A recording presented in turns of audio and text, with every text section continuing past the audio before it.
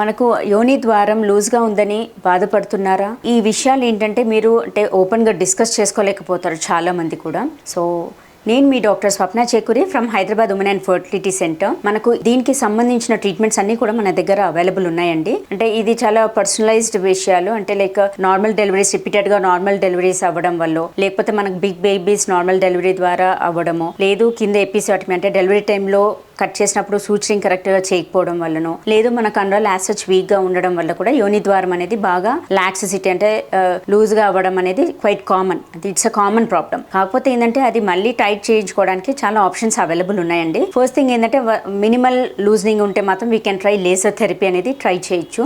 Second option ఏంటంటే laser therapy కూడా పనిచేయట్లేదు, లేదు చాలా లాక్స్గా ఉంది వెజైనా అన్నప్పుడు మనకు సర్జికల్ ఆప్షన్ లైక్ వెజైనోప్లాస్టీ. సో ఈ ఆప్షన్స్ ఉన్నాయి. ఇంకోటి ఏంటంటే లేజర్తో పాటుగా కూడా మనము హైఫు అనేది యూజ్ చేస్తాం. సో దాంతో ఏంటంటే మనకు ఆ లాటరల్ పెల్విక్ వాల్స్ ఏవైతే లూజ్గా వెజనల్ వాల్ ఏదైతే లాక్స్గా ఉందో అది కూడా ష్రింక్ అయ్యి టైట్ అయ్యే ఛాన్సెస్ ఉంటుంది. బట్ ఏంటంటే లేజర్ థెరపీకి ఏంటంటే మనకు లైక్ సెట్టింగ్స్లో చేస్తామండి, వెరాజ్ వెజైనోప్లాస్టీ అనేది single sitting. So these are all the options available for lax vaginal treatments.